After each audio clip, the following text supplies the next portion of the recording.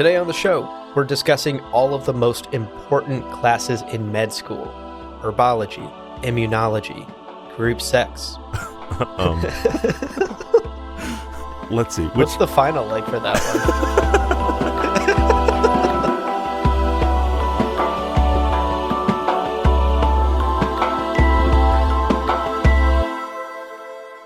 one? Welcome to Gom Jabbar, your guide to the iconic world of Dune. We'll be exploring the themes, philosophies, and characters found in the sandy depths of this vast universe, from Frank Herbert's groundbreaking novels to the adaptations on film and TV. My name is Leo. And my name's Abu. Oh, and we are talking today about the Suk Schools of the Dune universe. That's right. Look, y'all requested this one. It's true. Our patrons voted in a recent poll, and this is the deep dive topic that won out. So here we are. Y'all vote. We do the thing. This is a democracy. It's a democracy. Sometimes we care what the voters say.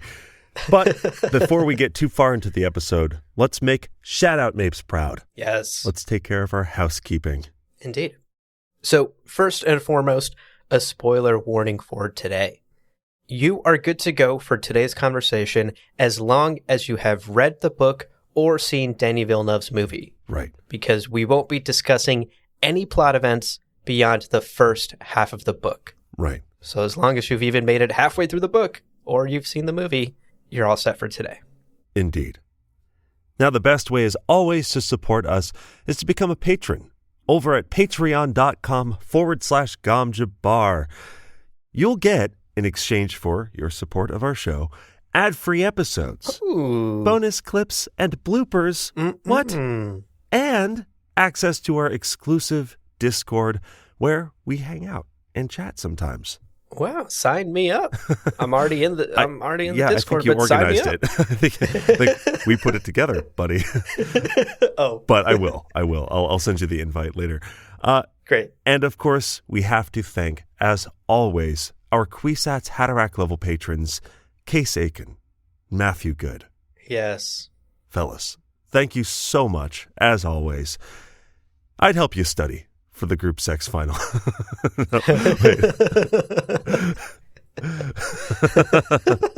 Is that too far or not far enough? We're just trying to find this line, guys. The line in the sand. Once we cross it, we'll apologize profusely. But until then, thank you so much. Y'all are the best. Indeed. Thank you so much. And a reminder that another great way to support this show is to check out our merchandise at GomJabbarShop.com. We have totes, we have mugs, we have apparel, t-shirts, hoodies. Check all of it out at GomJabbarShop.com. Indeed. And as a friendly reminder, you can email us at any time. Open 24/7. Our email is, and it's gomjabbarpodcast@gmail.com is that email address. Yes. Hit us up anytime. Your episode ideas, if we haven't already scratched an itch, or comments, concerns, feedback, favorite animals. And we'd love to hear from you, whatever it is. Yes, indeed. Alrighty, with the housekeeping out of the way, here's the game plan for today's episode. Right.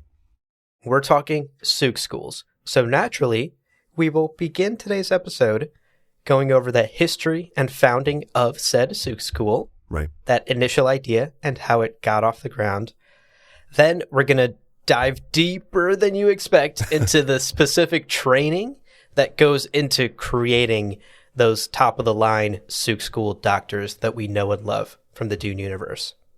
And then finally, we'll wrap up the discussion by exploring the decline, unfortunately, of the Suk school, but then also covering how it has managed to survive to this day.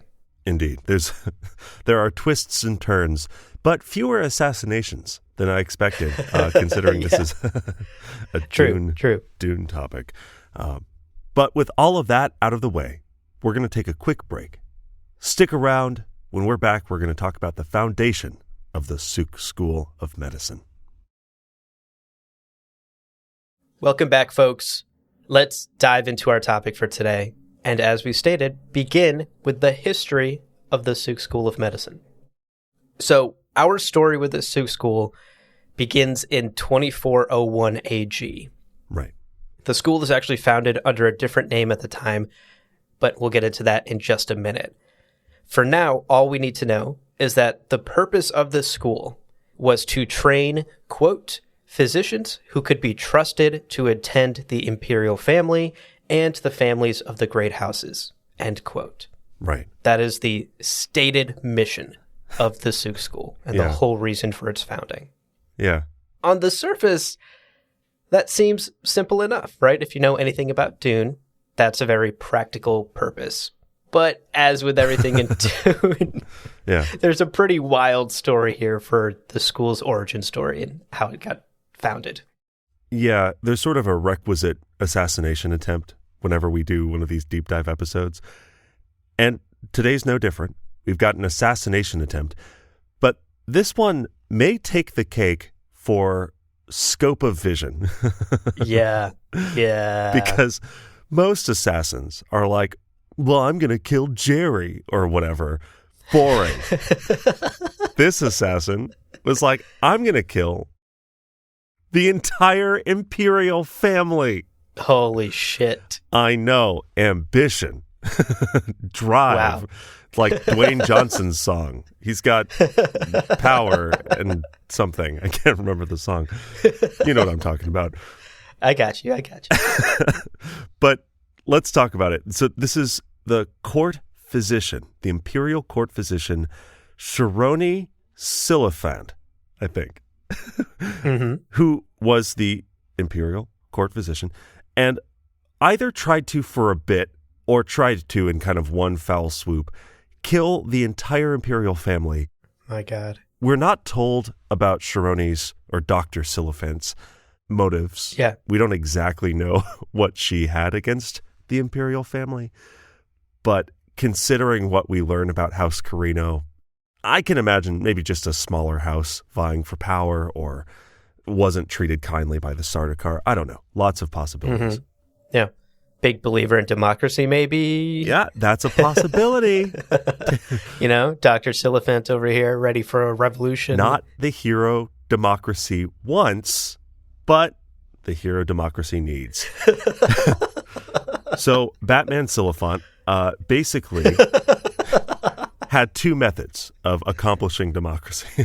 No, of killing the family, of killing the entire family. The first method, and I think this is the funniest, Dr. Silliphant would deliberately mistreat what the Dune Encyclopedia calls, quote, accidental wounds. End quote.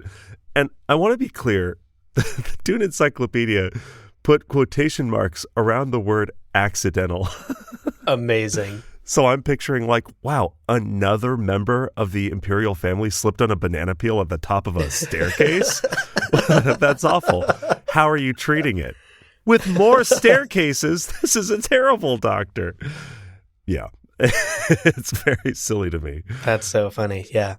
Silliphant's second method was perhaps the more effective one. She developed some poisons. She just made up some poisons, concocted some original poisons, and administered them. It's like, here, take your medicine. This is going to cure being alive. It's also going to cure tyranny. Amazing. But she ultimately failed. She didn't wipe out all of House Carino. And this is kind of an ongoing bit with us, but immediately I'm like, this would be a great HBO series. Are you kidding me? Oh, yes. Like a political intrigue mini-series where you're following the house physician of an imperial family in Dune, and they're like, they're Home Alone 2ing like half of the imperial family while poisoning the other half, avoiding detection. Incredible. That would be so good. That's so funny because you took that in a more comedy direction with Home Alone. Oh, yeah. For me, I was like, this is a very serious, like, Andor style start of a revolution. Oh. Dr. Silliphant has been recruited by some sort of underground rebellion that wants to take, cool. you know. Yeah. And like, it's Dr. Silliphant. Like every episode is just teetering on this like knife's edge of, will the doctor get caught? Can she pull off the next poisoning or the next tripping someone down a set of stairs. Yeah. Like leading up to the finale episode when all of the plans are going to come together and everyone's going to die all at once. Something like that. Yeah. Oh, cool. And then in the finale, it all falls apart. And we all realize the behemoth that is the Carino Empire. You can't just take it down as one doctor. That's poisoning cool. random people, like it takes more than one. I don't know. Maybe there's a moral lesson there of like rebellions are built on hope. Am I just pitching Andor? He was pitching Andor again. And it takes place a long time ago in a galaxy far away. I don't know. I'm just spitballing here. Right. Can Diego Luna play Dr. Chironi Silliphant? I think he can. So there you go, HBO. 2 very different directions, but equally amazing pitches. Yeah. Do both. For a Dune miniseries. Do both. Release them in parallel. Right. Everyone gets to pick and choose how they're feeling today. Maybe you mix and match the episodes. A funny one, a serious one. Yeah, that'd be cool. That'd be super cool. Yeah. There's our pitch. So, getting back to the topic at hand. Although Dr. Silliphant did fail, her attempt did highlight a serious issue in the Imperium. Powerful people need doctors that they can trust. Right. Because they're all afraid of getting knifed in the back. Yeah. So this is where the current Emperor Kenric J.H. Alcom Carino, got to work. He began funding the Imperial Psi Medical College, which was founded in 2401 AG on the planet Chiton, the capital planet of the Imperium. Go IMTC!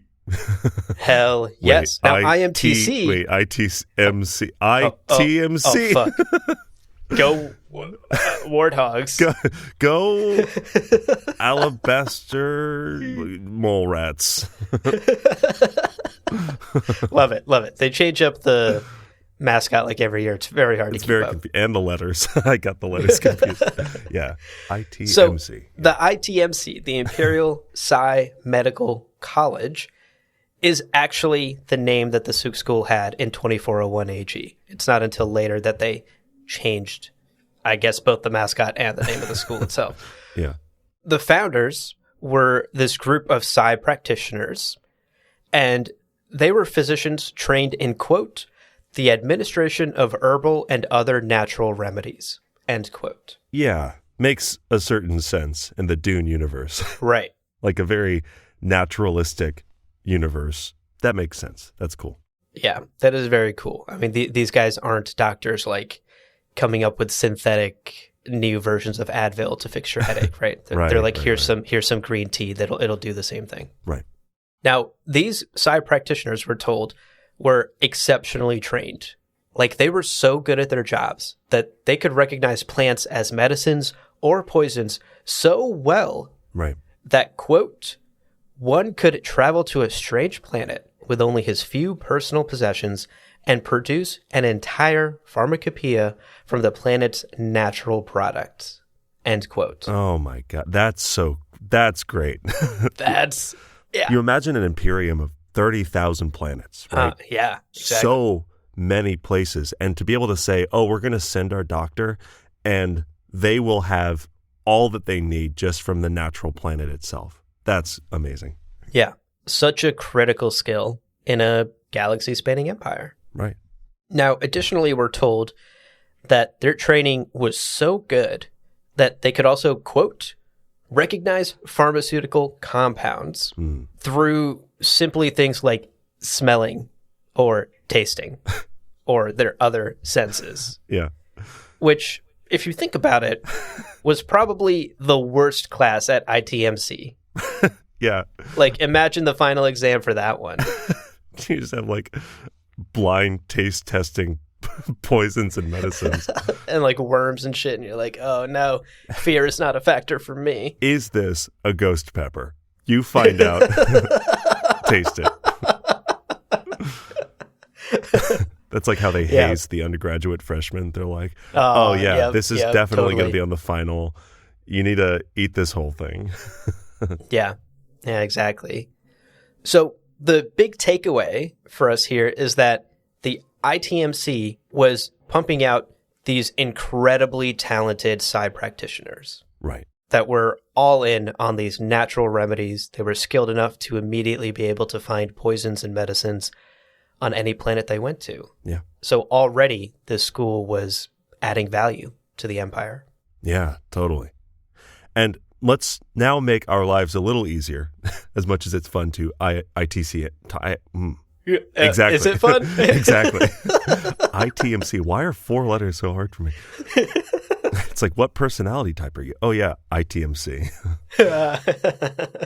Let's talk about the name change. Let's talk about the name and mascot change that happened. And this is in honor of a Dr. Faizan Suk, doctor to the imperial family during the reign of Korin the Eighth. count the eyes. Korin the Eighth, from 2727 to 2756 AG. Mm-hmm. So about 300 years after the school's founding. He was great, and they, in honor of this Psy Medical College graduate, renamed it and sort of branded it around Dr. Faizan Suk. So that was the beginning of the Suk School of Medicine, officially being called as such. And of course, their mascot, which we'll say on the count of 3. You got it. Okay. 3. Sorry. 1, 2, 3. Cardinals. Go Toucans. Toucans. Wait, we both went birds? We both went birds. That was as close as we've ever gotten. I'll take it. Very rainbow, colorful toucan cardinal. So it was great. Indeed. And it was great. And now we can just call it the Suk School, which makes our lives a little easier. It does. Okay, so as we've established, from its very foundation, the Suk School had 2 primary functions. Right. One was to produce more Psy practitioners, these highly trained physicians. The secondary function is the one we're going to spend quite a bit of time on. Their job was also to develop and deploy imperial conditioning. Right. And for our listeners who have read at least the first half of Dune or watched the movie, that should ring a bell. Right. Because that's an important concept for Suk School doctors. It is important to note that Psy practitioners that came out of this school that were unconditioned were still excellent doctors, right? Right, yeah. Like Suk doctors were not the only good doctors in the Empire. These Psy practitioners did an amazing job as well.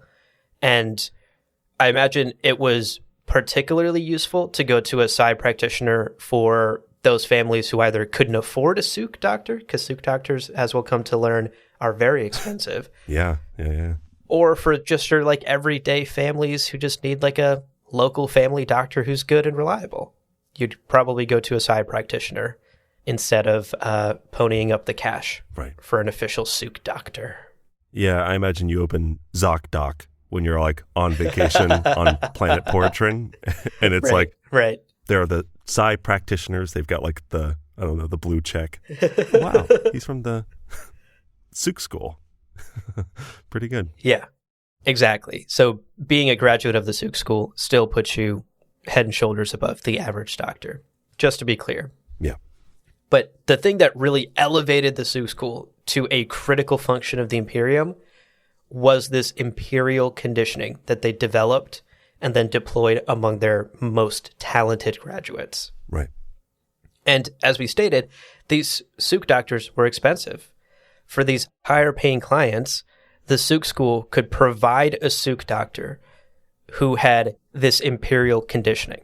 And this caused the doctor to believe that they were, quote, incapable of taking human life, end quote. Right. At its very basic, that's what the conditioning did, is it made the doctor themselves believe they couldn't take a life no matter what. Right.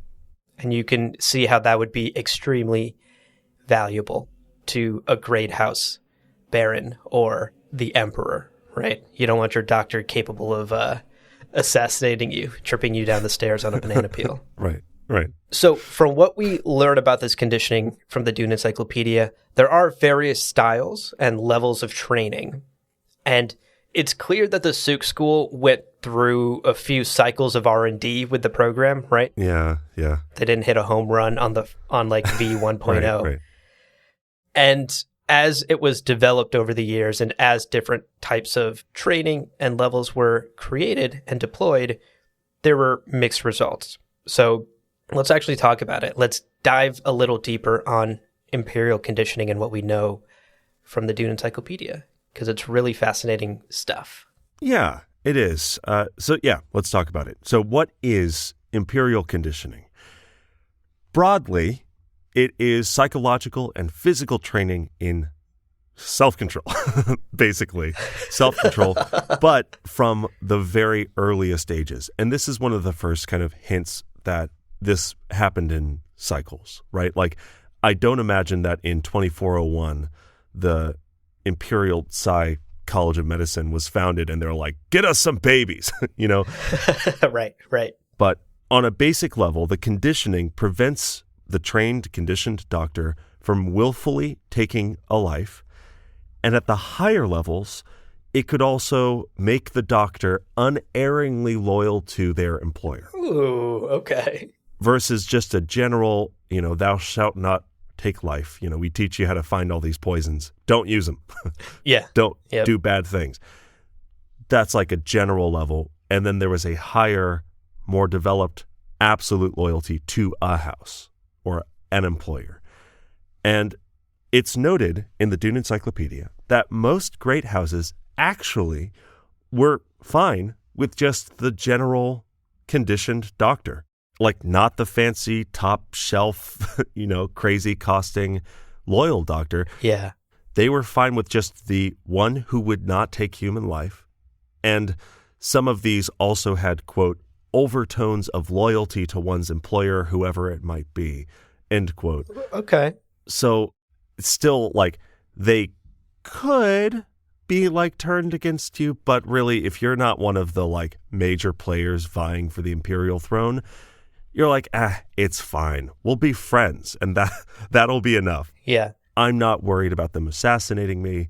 It almost feels like frugality, but maybe kind of intentional frugality. You're getting that imperial conditioning light, so to speak, right? It's all of the flavor of the diamond tattoo, but half the calories or whatever.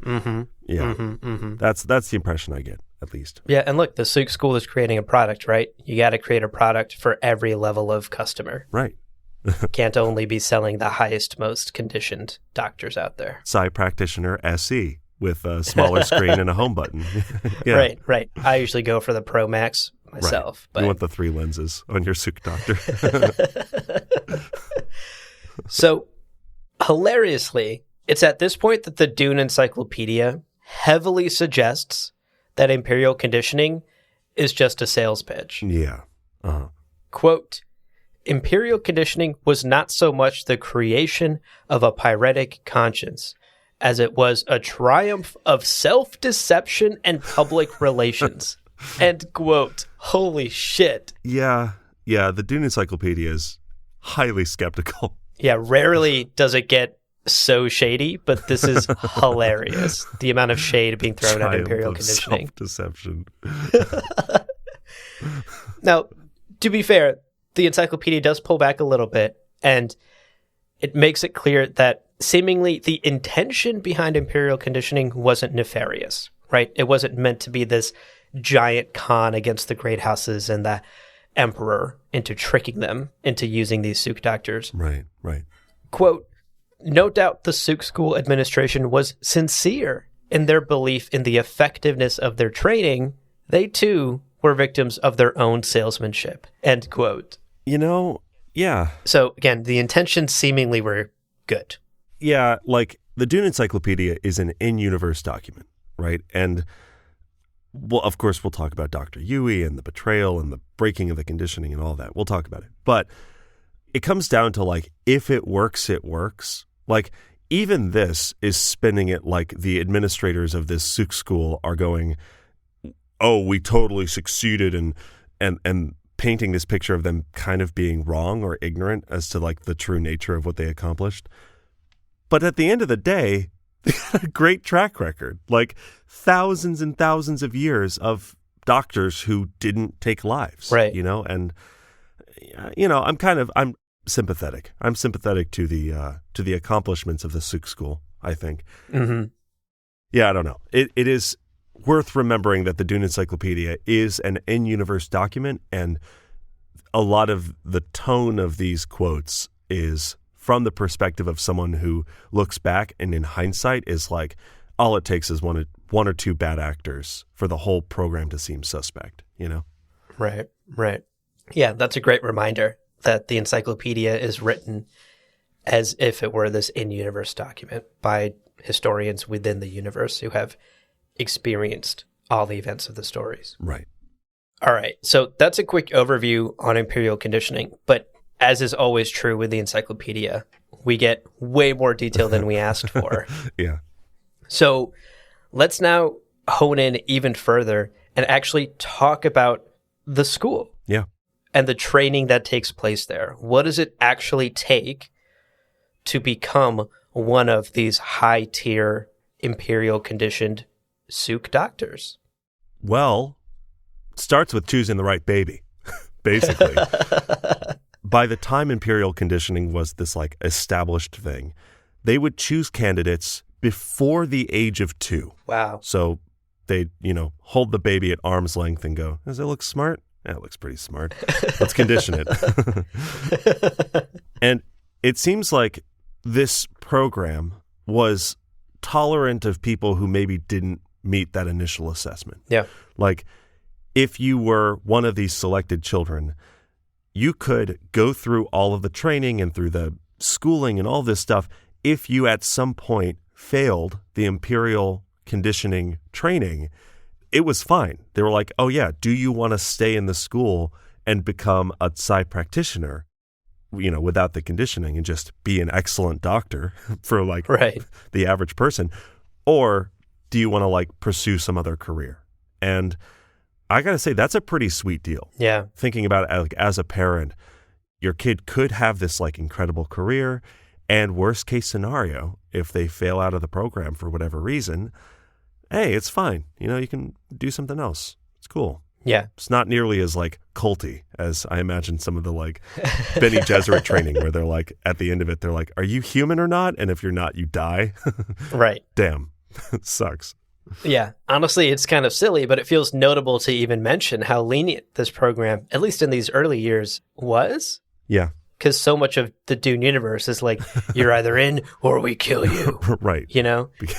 And the Suk School seems like a very normalish school in the sense that you can enroll and you can also unenroll. Right. There's no blood pact human sacrifice situation like there seems to be in everywhere else in the Dune universe. In real life medical colleges, I agree. Yeah.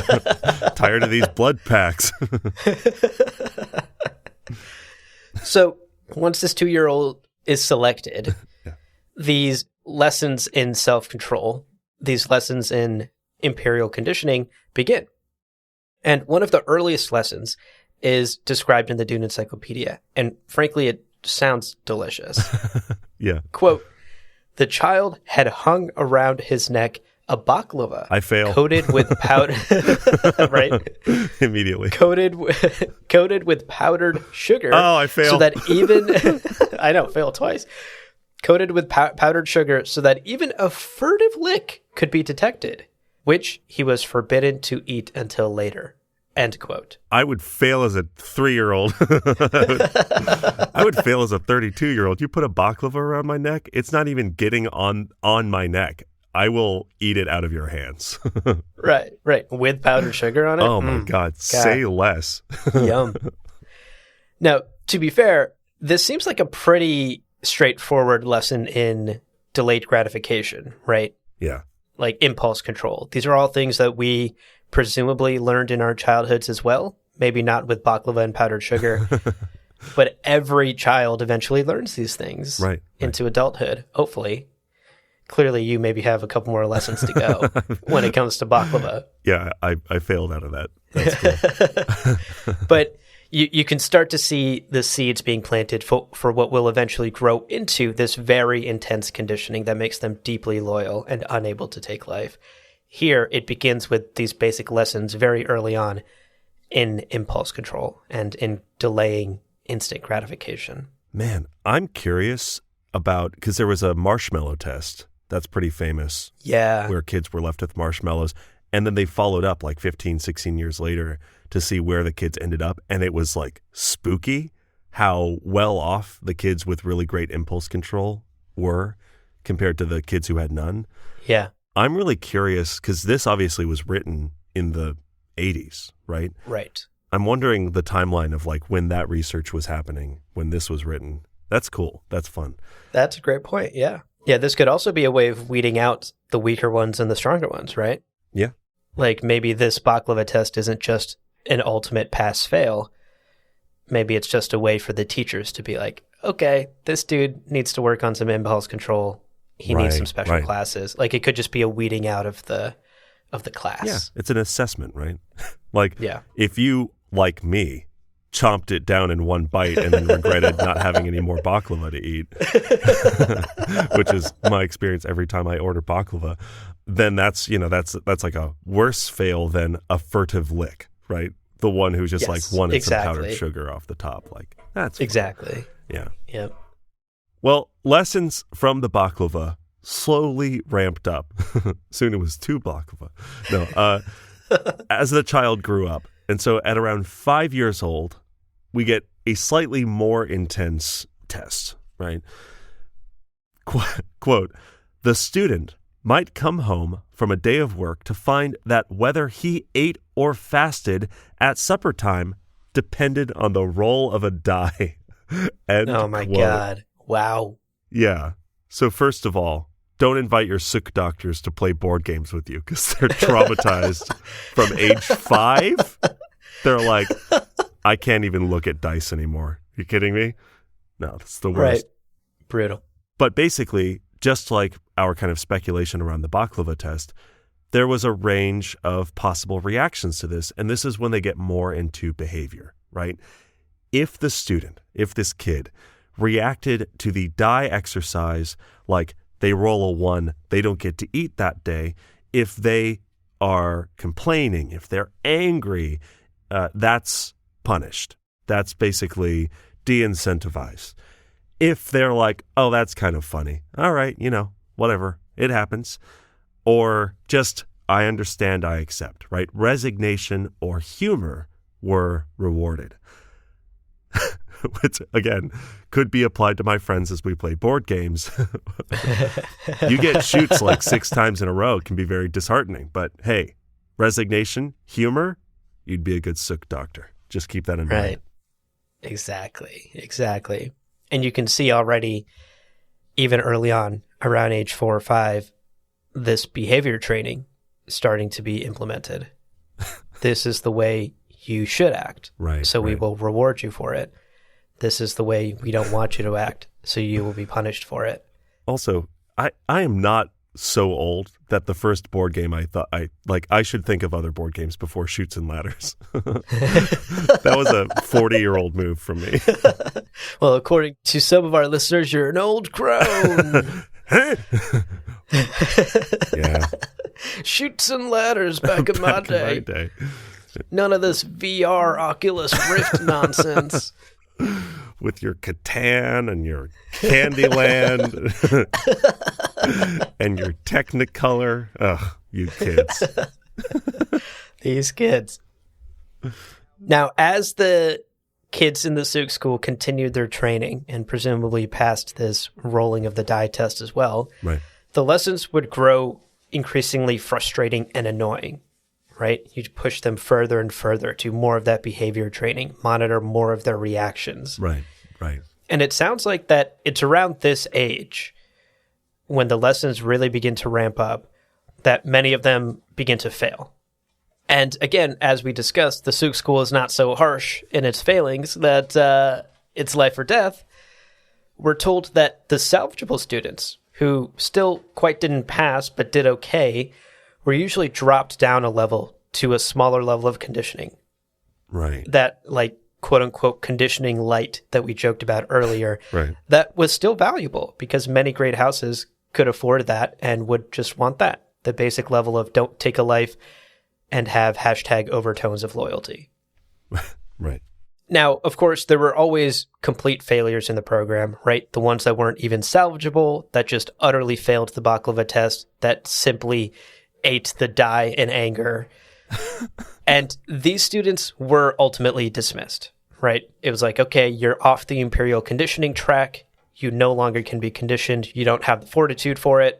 So your options are to either leave the school and look for a different vocation, or to drop down to an unconditioned psi practitioner. Right. Who can still make you into a pretty good doctor.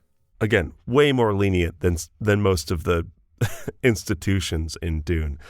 But what happens to the ones who passed? Oh, boy. Well, they move on to group loyalty lessons. And this is tough.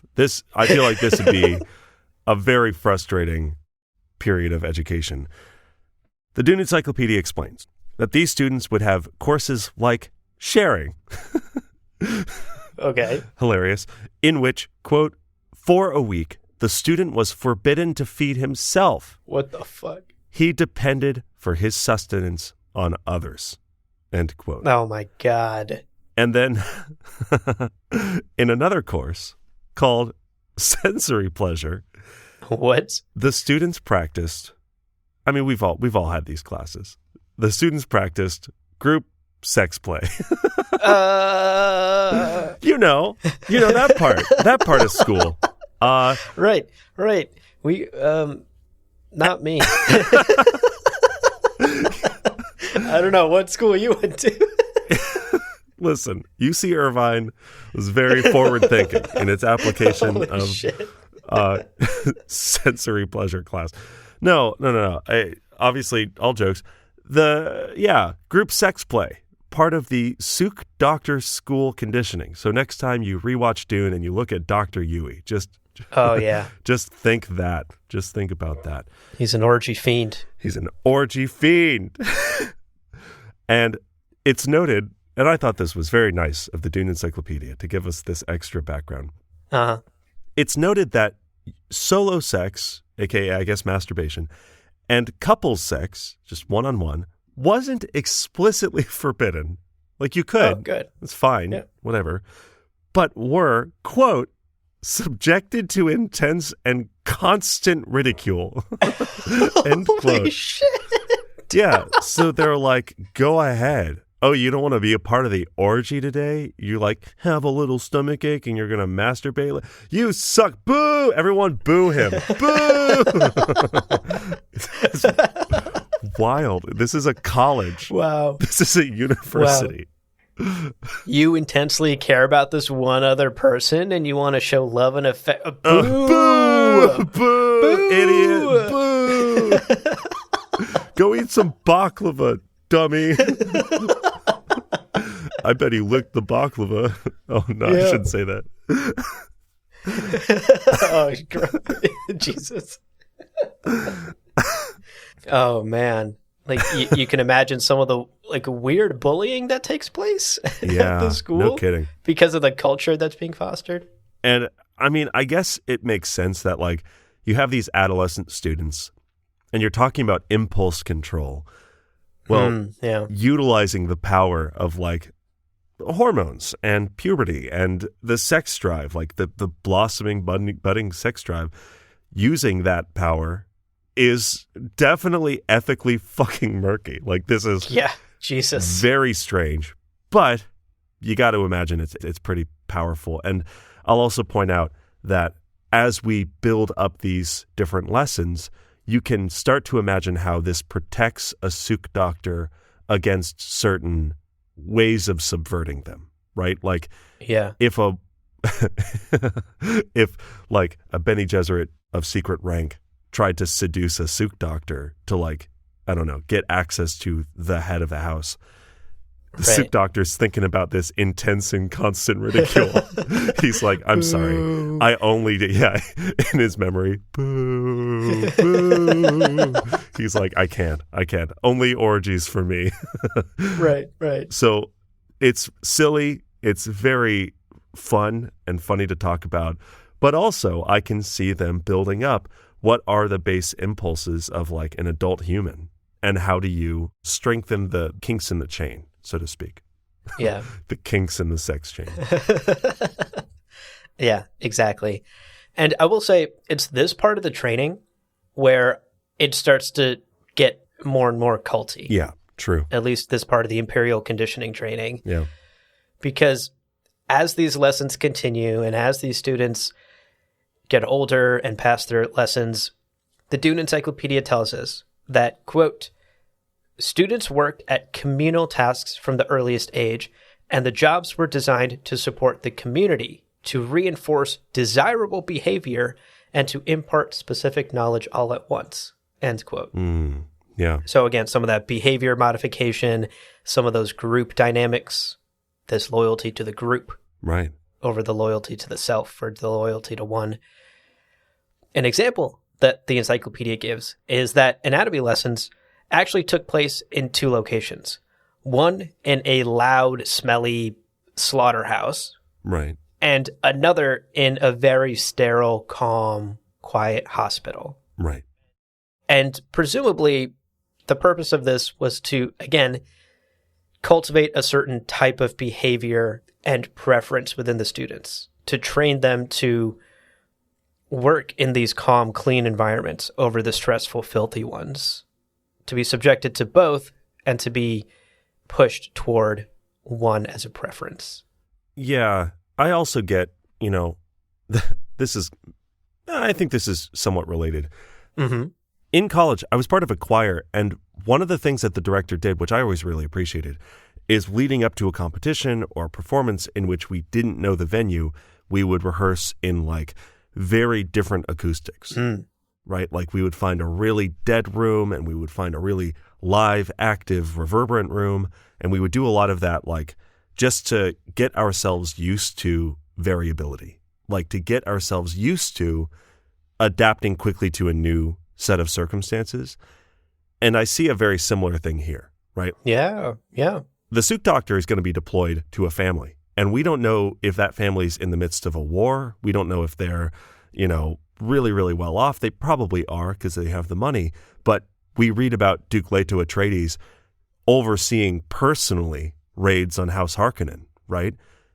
I imagine he probably brought some medical practitioners with him just in case they needed like on-site treatment. Yeah. You might be on the fucking battlefield, or you might be in some hairy situations. Even better that you have experience in not like the most kind of sanitized environment, right? Yeah, totally. And I think the lesson is twofold, like just how the Dune Encyclopedia says, reinforce desirable behavior and impart knowledge all at once. Right, yeah. I think this lesson does both. Totally. It gives them the knowledge to work in both environments if needed, and also trains within them a behavior to prefer one over the other, to cultivate one over the other. True, yeah. Yeah, Suk School. So effective. Now, we're also told that the students were taught from their earliest years to associate pleasure with the families of the imperial and great houses. And this is where it gets very culty for me. Right. The Suk School, of course, took this to an extreme. Quote, the nursemaids of the preschoolers were selected for kindness and physical resemblance to the younger members of the imperial household. Huh. All rewards were given in the presence of holograms of the emperor and na-emperor. Candies and presents distributed on festive occasions were labeled from House Weikaiser or from House Aphanon and the like. End quote. I feel like at the point of already being like doing group sex play and shit like that, if I then got employed by someone and they looked just like my teacher, I'd be like, that's fucked up. That's weird. Yeah, I know. Very weird. But again, it's this like very subtle behavioral psychological conditioning from an early age where you're just like, oh, I get candy from the great houses. The great houses must be great. Yeah. Or, I am rewarded, and there's always like weirdly this image of the emperor in the background or something. It kind of reminds me of North Korea almost. Yeah, obviously that true. It's not a one-to-one comparison there, but there's a reason why Kim Jong-un's photo is just like hanging everywhere, right? Right, right. And I'm sure in the more particularly festive occasions where folks are rewarded or fed or whatever, that photo's fucking plastered everywhere. So you just create this like intrinsic connection between that photo and this thing that brings you pleasure, this candy, this present, this whatever. And again, this is the part where I'm like, oh, wow, yeah, imperial conditioning is very... You are being trained to join this cult of imperial conditioning. Yeah. It's Pavlovian, right? Like it's... Yeah, it's just, exactly. Yeah. Dr. Silliphant is rolling in her grave. I know. Oh, my God. Rip to a real one. All right. So let's take a short breather here before we continue with this training. There's much more to talk about. So after the break, we'll be getting into the final stages of this imperial conditioning. And we'll, of course, be talking about the legacy and the decline of the Suk School of Medicine. So don't go anywhere. We'll be back after a short break. Welcome back, everybody. We hope you enjoyed your break. Hope you had some baklava, some group sex. Hello. Hello. Let's continue and talk about the additional training that these Suk doctors went through. Now, all of these early age lessons meant that by the age of 16, the trainees sincerely believed that they were unable to take a human life. Their lessons then focused more on medical education. Like once they're convinced, yes, I cannot take a life, cool, let's make sure you get through these advanced classes. And these classes were in anatomy and physiology, immunology, all of these different studies to make them as effective doctors as possible. Right. Now, another part of their training was something called Phi Kai, which is, as the Dune Encyclopedia explains, quote, a form of awareness of one's body resembling the Prana Bindu training of the Bene Gesserit, although not as extensive, end quote. Wow, cool. Yeah. You can't have Dune without some of this body awareness and this kind of inward focus, something that Frank Herbert puts in most of his institutions in Dune. Right. And Phi Kai taught the Suk doctors a technique called Harki, which was the ability to stop their hearts and respiratory mechanisms on command, killing themselves instantly. So they didn't need cyanide capsules. They didn't need false tooth. They didn't need any of that. They could just stop their own hearts. And the purpose of this technique was pretty dark. Quote, thus, the Suk physician had the means of suicide if pressure to take a life or betray a trust became intolerable. End quote. Wow. Damn. Yeah, so, you're trying to get a Suk doctor to betray their conditioning via torture, well, they might just end their life and you're out of luck. You've lost your, leverage. Again, dark, heavy, but still you could see how it would be useful in this imperium that is plans within plans within plans and assassination attempts and doing whatever it takes, right?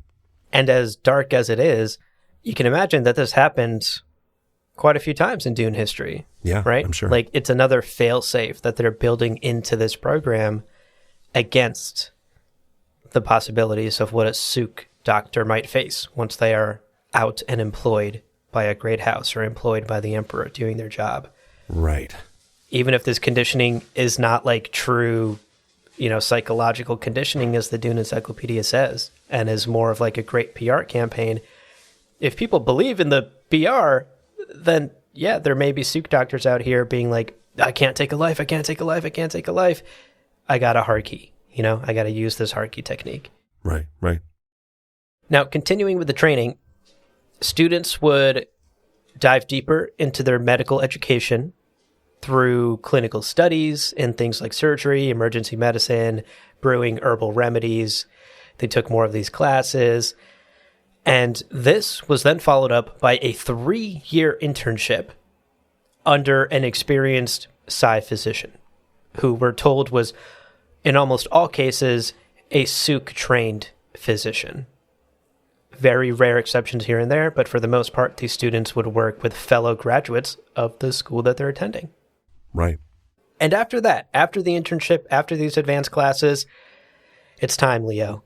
It's time for the final exams. Oh, boy. And if you pass those, graduation. Hey. You're officially an imperial conditioned Suk doctor. You are a Suk doctor. Original lyrics written by Leo Wiggins. I love that. I love that. Go Toucans. Go Toucan Cardinals. Toucanadals. So this is where we get to talk about something really cool. Yeah. Because now is when we learn about that iconic forehead diamond tattoo. Yeah. We see it on Dr. Yui in the film. We hear about it in the books. Let's talk about it, because the Dune Encyclopedia gives us some really fascinating details to chomp on.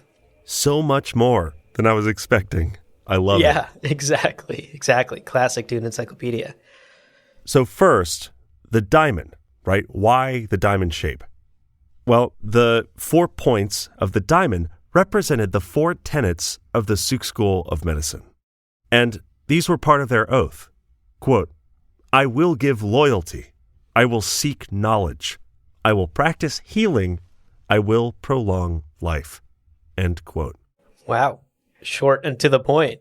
Yeah. Concise, easy to remember as you're being tortured with baklava necklaces being placed on you by your twisted mentat interrogator.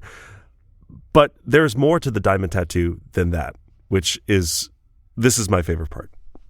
Quote, every tattoo looked alike to the casual observer, but under special microscopes and lights, subtle differences identified each Suk physician. End quote. Holy shit. They're QR codes. Casual observers like, that's a diamond. You get up close, maybe get your smartphone out, scans it, opens up the Facebook account of that Suk is crazy. Amazing. No, obviously not QR codes, but very, very cool. So it's almost like fingerprints. It's described as being this intricate pattern unique to each Suk doctor, which also avoided counterfeit Suk doctors, right? Yeah. Every one of these graduates had their own unique diamond. It's so cool. And as an added layer of security, each Suk doctor was also hypnotically implanted to respond to a unique stimulus. Right. Which is another way to check for fake doctors. Basically, you could whisper pineapple and they would do a certain thing. And actually, the extra layer of security once outed a fake Suk doctor, which is kind of fun. Tleilaxu were attempting to replace a Suk doctor, probably with a face sensor, right? And replicated the diamond tattoo perfectly, but didn't know about the unique stimulus response. Oh, man. I know. So they were like, pineapple. And he was like, what? And they're like, oh, shit. He's a freak. A delicious treat, pineapple? Flavored baklava? I've never heard of that. Yeah. Very cool. I love the detail about the unique tattoos, you know? Yeah. And so clever to use it as security, right? Even more fail-safes to make sure that these Suk doctors can't be fucked with. Right. You can't just go to your local tattoo parlor and get a diamond on your forehead and walk right into a hospital and start doing surgery. Yeah. It's clear that the administration at the Suk School is very thorough. It's true. You got to give them credit. Now, in addition to these diamond tattoos, the Suk graduates had other identifiers for their skill levels too.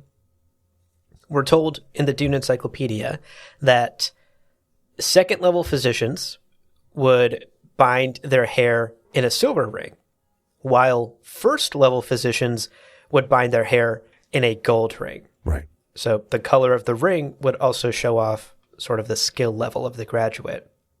To put in perspective, though, how highly trained these graduates are, yeah, consider the insanely low graduation rates that the Dune Encyclopedia tells us. Quote, only 1 or 2 second-level graduates were produced each year. First-level graduates arose about every 5 years. End quote. That's crazy. That's wild. Yeah. So few Suk doctors of this caliber were being trained. Silver ring, gold ring, diamond tattoo. To ascend to that level was very unique. And I think it really puts in perspective everything we've been talking about, like this very intricate training program, all of the funding that the school needs from the imperial throne, all of that to produce just 1 or 2 level 2 graduates or just 1 level 1 graduate every 5 years. It explains why they're so expensive, right? Supply and demand. Very low supply of the most highly skilled Suk doctors. But I'm sure every great house wishes they could have one. It's true. Now, after graduation, these newly minted Suk doctors, whether they're kind of the second level of conditioned or the highest level, would be contracted with great houses or minor houses who could basically afford to hire them, to put them on payroll. And as we've said a couple of times, Suk doctors were not cheap. To put the cost in perspective and to give you some more idea of maybe how much they cost, consider this anecdote from the Dune Encyclopedia. Quote, many of the houses minor or groups of businessmen would pool their resources to obtain and share the ministrations of a conditioned Suk physician. End quote. Wow. So you had people literally like using Groupons to get a Suk doctor because they couldn't afford to just do it themselves. Right. And houses minor are only that in their political influence. They could be wealthy, but they were so expensive, these Suk doctors, that, yeah, people were literally like, do you want to go halvesies on a Suk doctor? Yeah, for real. Creating GoFundMes for Suk doctors. Oh, my God. Again, supply and demand. Yeah. So that is how a Suk doctor is created. That's the training, that's the years of hard work that it takes, and that's some of what goes into the imperial conditioning. It's a very comprehensive program, start to finish, that starts very early in a trainee's life. But now that we sort of understand that, we understand the intricacies of how a Suk doctor is created, let's turn towards the school, because the school does very well for a very long time, but unfortunately, there are a couple of bumps in the road for them, and the school does begin to decline at one point in its history. Yeah. So we've already gotten some of the skeptical tone from the Dune Encyclopedia, and I suspect that there were skeptics all along. But we get this quote. Quote, the decline of the school began when the myth of unbreakable imperial conditioning exploded. End quote. Oh, no.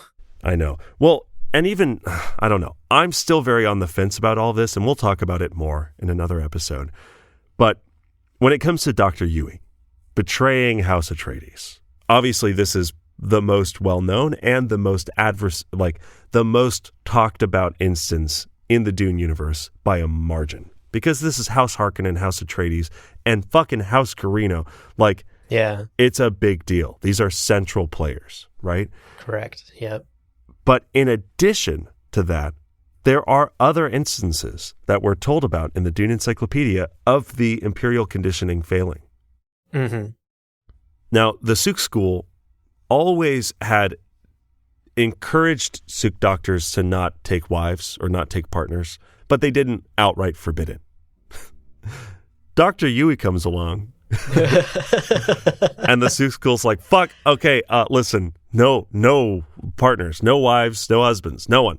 You can't. Yep. You're not allowed. Really dumb. Really dumb at that point, because at this point, you're slapping a Band-Aid on a broken leg. And this obviously didn't stop conditioned physicians from being subverted. the final nail in the coffin really was when the Tleilaxu created twisted Suk doctors of their own. Oh, no. Those bastards. I know.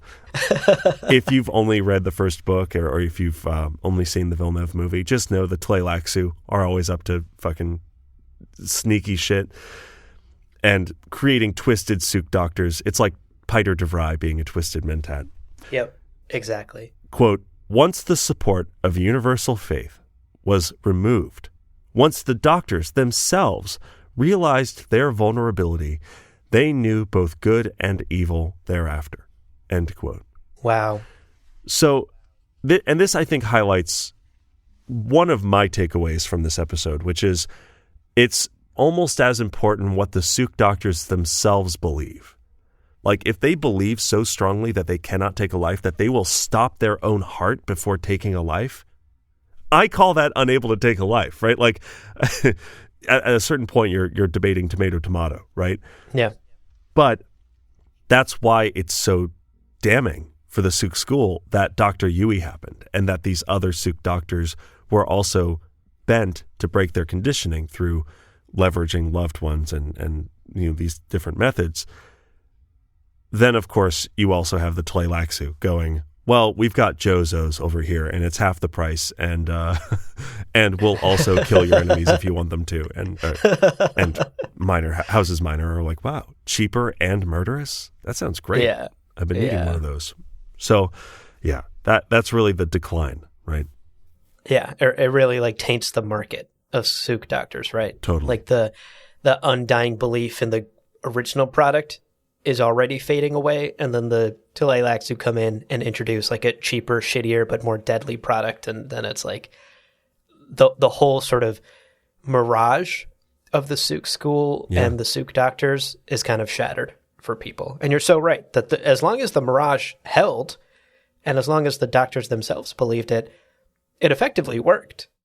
And it wasn't until sort of the building blocks of that Lego began to chip away and fall apart that people stopped believing in it. I mean, it's also the spreading rumors or talk of the conditioning not being effective would itself negatively impact the efficacy of the Suk doctors. Yeah. It's this cascading positive feedback loop of problems for this house of cards that maybe wasn't initially seen as fragile as it clearly was. Totally. And actually, the House of Cards is in real trouble at this point because one of their biggest funders, the original reason the Suk school even came to be, pulls out.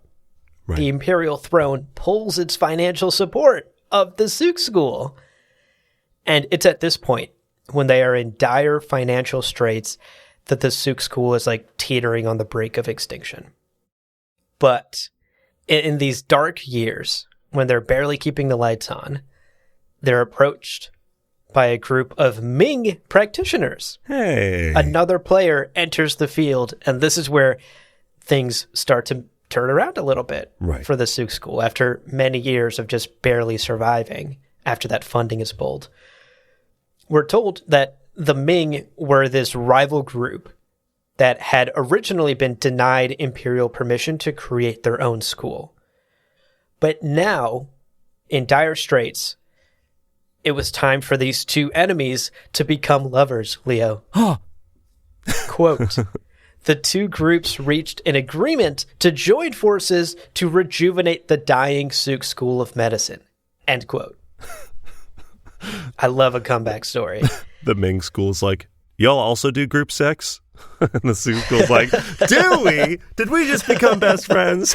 Yup. Should we do group sex together? Oh, it sounds so good. It just makes sense. It truly does.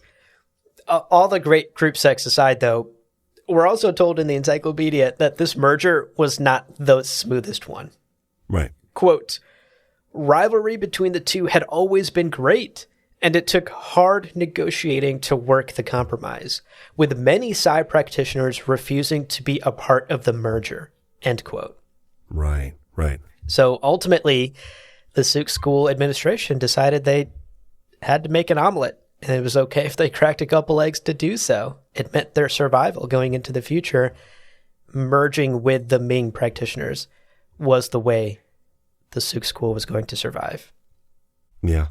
And it is worth mentioning quickly, just quick background on their rivalry, basically, like the main differences between the philosophies of the Ming practitioners and the Tsai practitioners. As we said, Tsai practitioners are, hashtag organic, hashtag healthy living, herbalists, right? Where possible, they're using natural herbal remedies and medicines. They've got the acai berries. They've got the granola. Yeah. They've got the vegan living. They're great. The Ming practitioners, however, quote, rely primarily on the manipulation of the body's musculoskeletal structure and utilization of vital pressure points to mobilize the body's immunological system, end quote.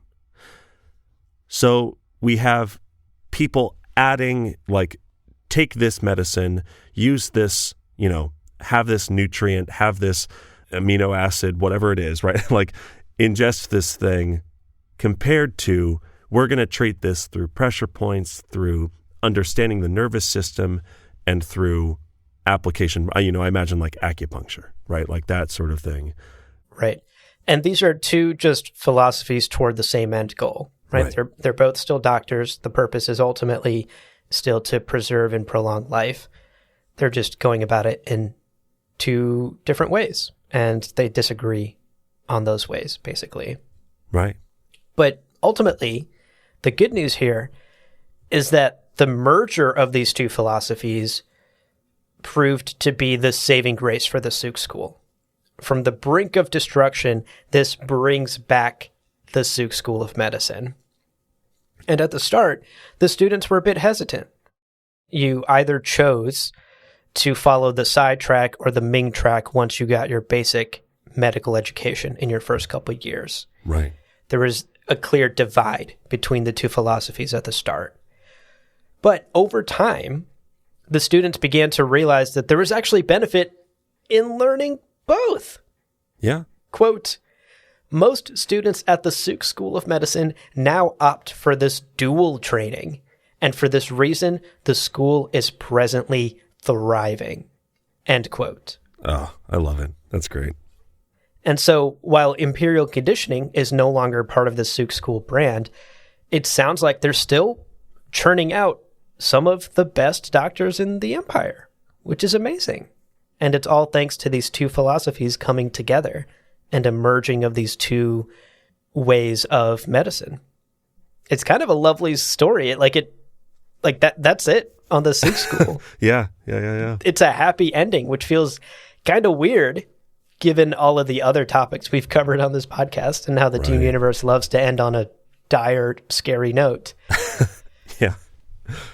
Yeah. This is a sort of a beautiful little bow on the end of the Suk School of Medicine. It's thriving. Yeah, it's also rare that I feel like in a lot of science fiction, we enter into the universe where the big institutions have kind of found their pace. But in this case, the Suk School doesn't really find its balance until holistically they take in the Ming practitioners, which is like after Dune. It's later on. Right. So it's kind of fun that we joined this universe where the Suk doctors are imperial conditioned and they all believe the pitch, and the pitch is basically maintained. And it's the events of this book that really catalyzes the final evolution of this medical institution. I don't know. There's something cool about us witnessing that building of infrastructure narratively. Yeah. We really jump in at the inflection point of the Suk School's history in the first Dune book. This whole book's actually about the Suk Schools. The Suk School is the main character. Well, it's good to know they have a happy ending. Good for them. I'm happy to hear it, honestly. I'm pro Suk School doctors. Yeah, I am too. Especially that baklava test. I need to go through the baklava test. Bring me more baklava. That's my goal. Man, this kid keeps failing so aggressively.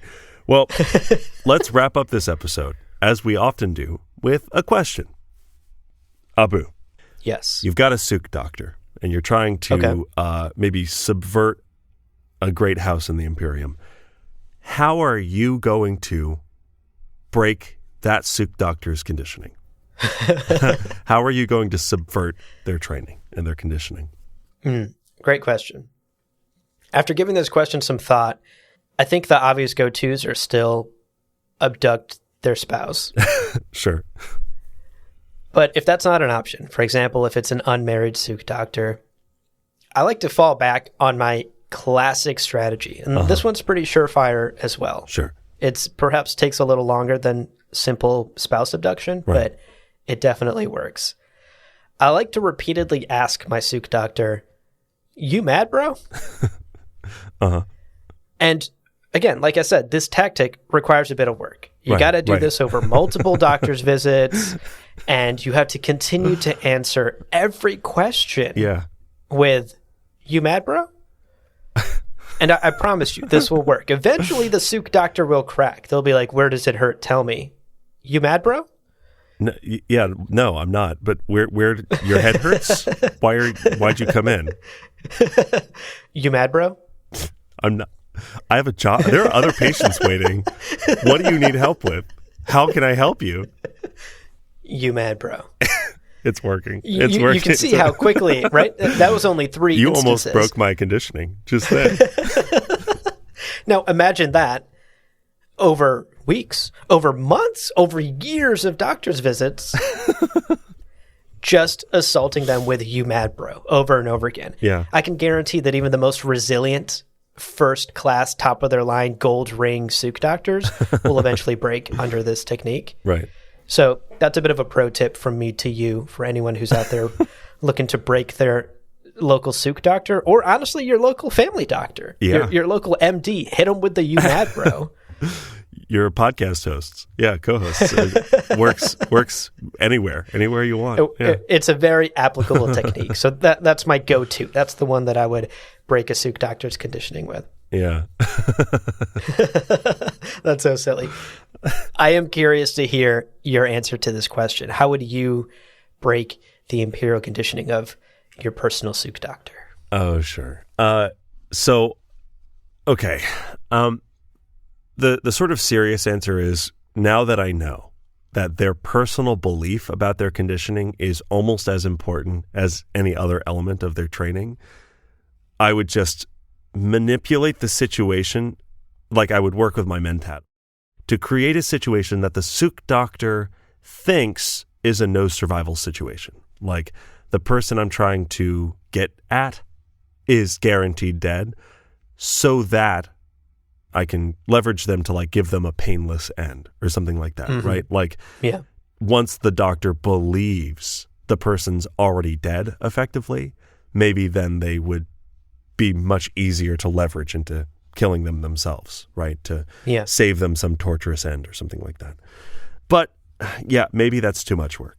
So alternatively, I was racking my brain, and I think a very effective method, it's working really well these days in 2022. So I think this might work. What you do is you fake a diamond tattoo, and it doesn't have to work close up. It just has to, work at a distance.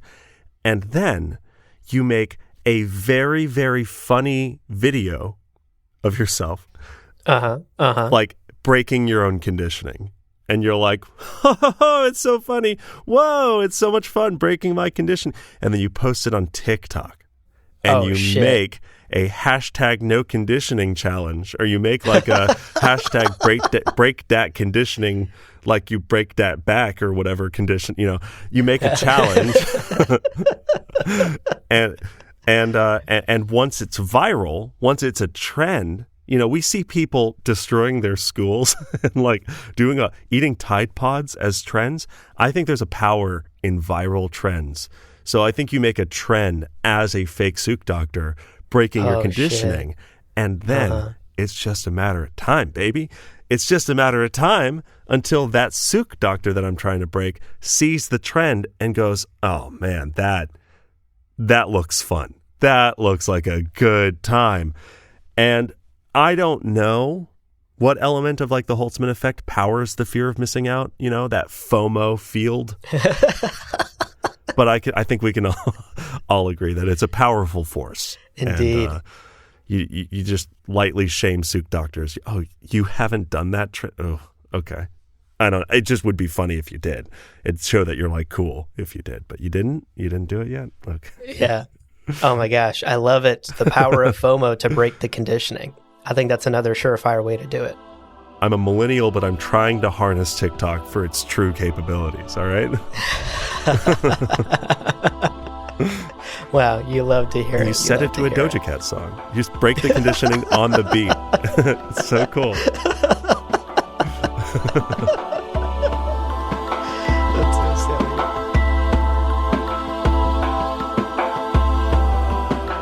Well, friends, there is no real ending. It's just the place where you stop the recording. But this podcast is always one step beyond logic. So help spread the word of Muad'Dib and leave us a review on Apple Podcasts and Spotify. And be sure to check out the other shows on the Lore Party Podcast Network on loreparty.com. You can also follow us on Twitter and Instagram at lore_party. Thank you so much for listening. And remember, whoever controls the podcast controls the universe. We'll see you on the Golden Path.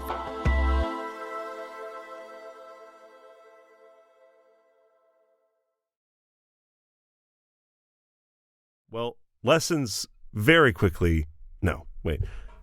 I don't know how I looked at the word slowly and was like, you know how I should say that? So quickly. God, it was fast. That's how you say slow, right?